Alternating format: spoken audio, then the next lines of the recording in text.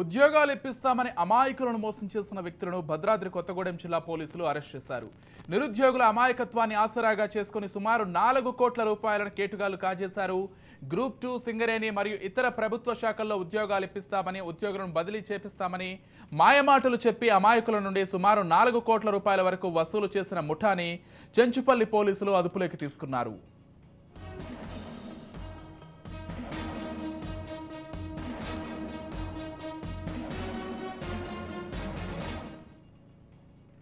ఈ ముఠాలో మొత్తం 4 సభ్యులు ఉన్నట్లుగా పోలీసులు వెల్లడించారు. ఒకరికి తెలియకుండా ఒకరి నుంచి దాదాపు 60 మంది బాధితుల నుంచి సుమారు 4 కోట్ల రూపాయల వరకు వసూలు చేశారు.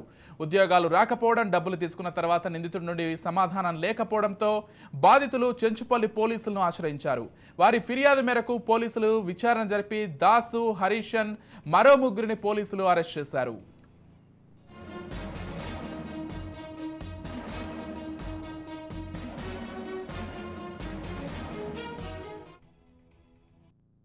కుకలపు పవన్ కుమార్ రామాంజనేయ కానీ సాఫ్ట్వేర్ ఉద్యోగి యొక్క ఫిర్యాదు మేరకు 420 ఉద్యోగాలు ఇప్పిస్తారని కొంతమంది బాధితులను గుర్తించడం జరిగింది. సింగరేణి సంస్థ ఉన్నటువంటి ప్రాంతాలైనటువంటి భద్రాద్రి కొత్తగూడెం, భూపాలపల్లి, గోదావరికని, మంచిర్యాల, బెల్లంపల్లి, ఆర్కే రామకృష్ణ కాలనీ ఇటువంటి ఏరియాలలో ఉన్నటువంటి నిరుద్యోగులను నాకంతా పెద్ద పెద్ద వాళ్ళు తెలుసు అని చెప్పి వారి దగ్గర నుంచి నేను సివిల్ ఇంజనీర్ డిఈగా పనిచేస్తున్నానని చెప్పి ఫేక్ ఐడి కార్డు చూపెట్టి ఆ నిరుద్యోగుల్ని అందరినీ కూడా నమ్మి గత 3-4 సంవత్సరాల నుంచి నిరుద్యోగుల దగ్గర నుంచి సుమారుగా 4 కోట్ల వరకు వసూలు చేశారు. ఇందులో ప్రధాన నిందితుడైనటువంటి దాసు హరికిషన్ మరియు అతనితోని వాళ్ళ దాసు హర్ష అండ్ చామర్తి సంజయ్ ముగ్గురు మన కొత్తగూడెంలో ఉన్నటువంటి A2 గుండా వినోద్ వారి ఇంటి వద్దకు వచ్చినప్పుడు విశ్వసనీయ సమాచారం మేరకు వాళ్ళను పట్టుకోవడం జరిగింది.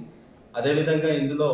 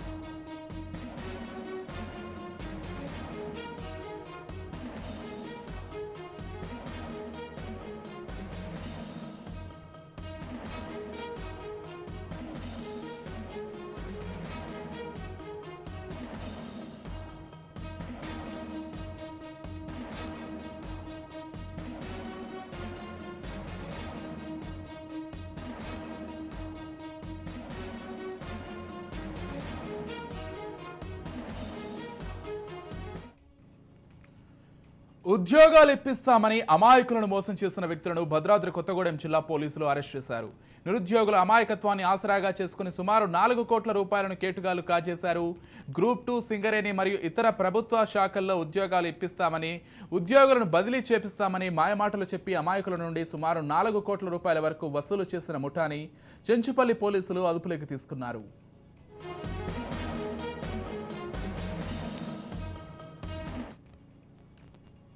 ఈ ముఠాలో మొత్తం 4 సభ్యులు ఉన్నట్లు పోలీసులు వెల్లడించారు.